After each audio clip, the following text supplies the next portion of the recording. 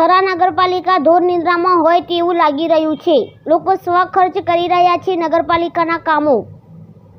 કાંકરેજ તાલુકામાં થરા નગરપાલિકા વિસ્તારમાં આવેલ થરા બસ સ્ટેશનની બાજુમાં નાના જામપુરા રોડ જે બિસ્માર હાલતમાં છે, છતાં થરા નગરપાલિકાના કર્મચારીઓ ઘોર નિંદ્રામાં સૂતા હોય તેવું સ્પષ્ટપણે દેખાઈ રહ્યું છે।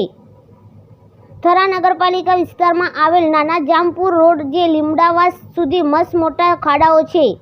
મોટા મોટા લોખંડના સળિયા રોડ પર દેખાઈ રહ્યા છે।